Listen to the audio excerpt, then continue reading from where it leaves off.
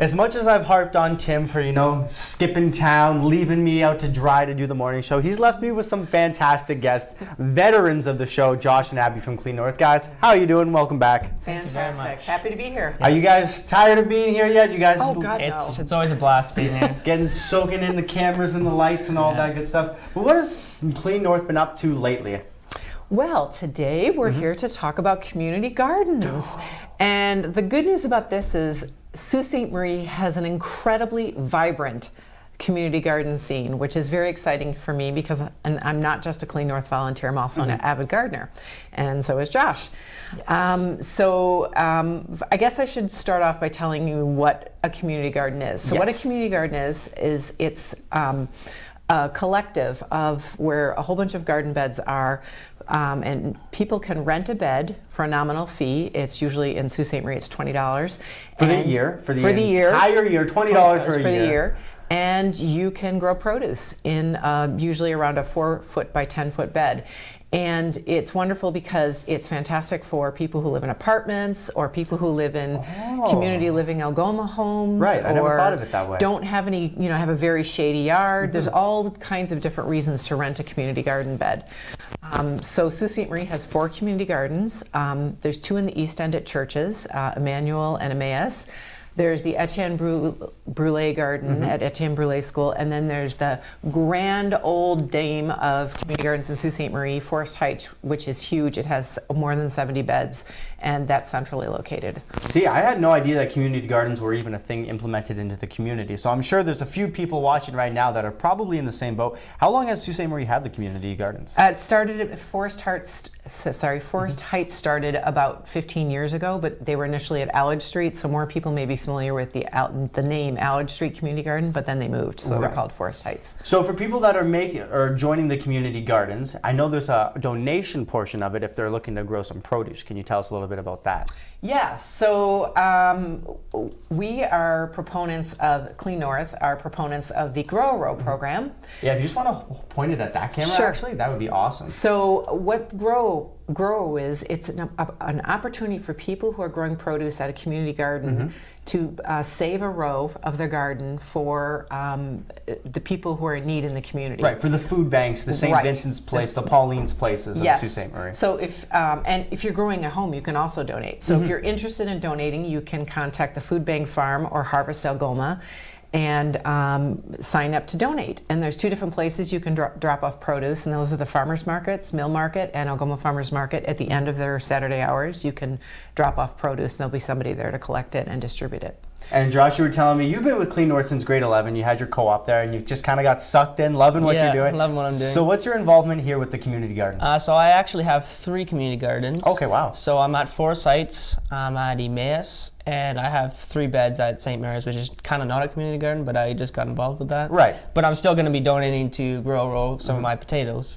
because when you grow like potatoes, you put in, say, a pound of potatoes, and then you get 10 pounds out of it. Okay, you get a lot of. You don't need to eat 10 pounds of potatoes. Yeah, exactly. Me. Okay. So you just don't want to. You want to food waste, right? Right. You want to use it. And especially summer times too, when I go out and I talk to some of the places that get food donations or whatever sort of donations for their pantries, summertime is actually the time where it's hardest for them. Usually in winter you're a little bit more generous, Christmas time's around and you're thinking a little bit more. So summertime is a fantastic time for donations. That's actually when they dry up a little bit more. Sure. So what sorts of things are people coming to plant to donate?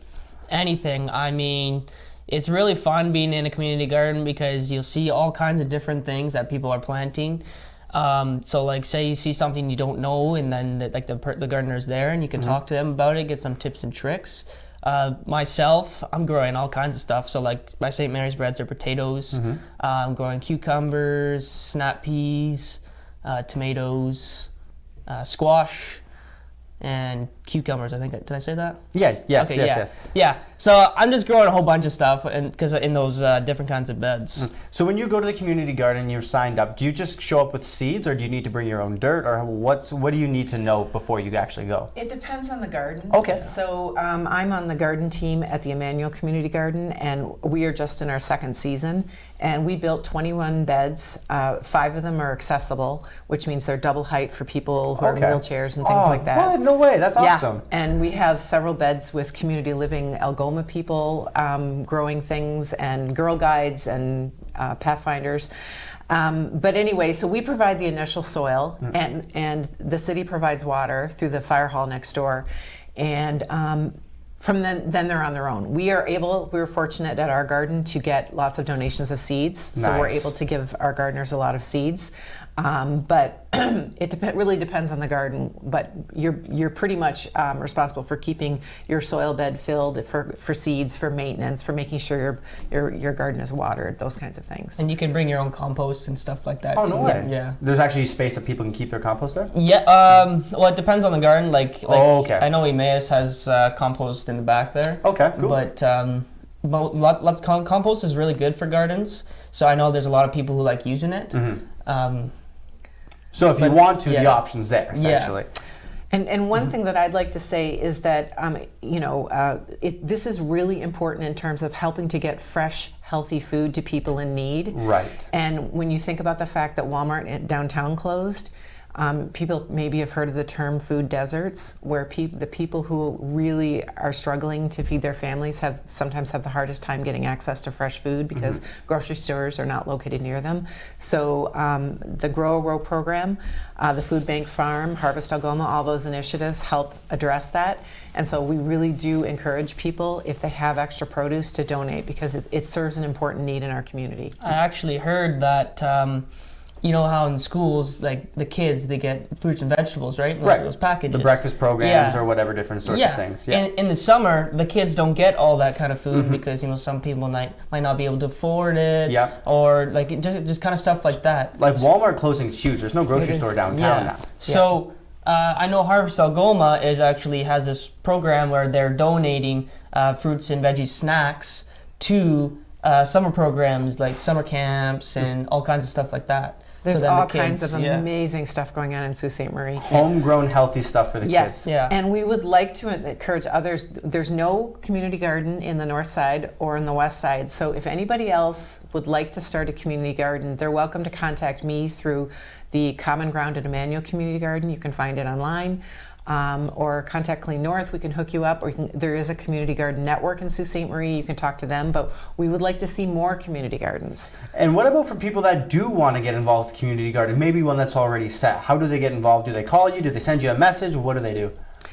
So usually you want to get a little bit early on before the season starts. Just to get that head start to make sure you reserve your spot. Yeah, exactly, because people are on it. Like I know there's some gardeners at certain gardens that want extra beds, like 2 beds or something like that. Okay. And if no one signs up, right, like they're jumping all over it. So you want to make sure you're there and you get your spot right away, and you just got to contact the head person, which.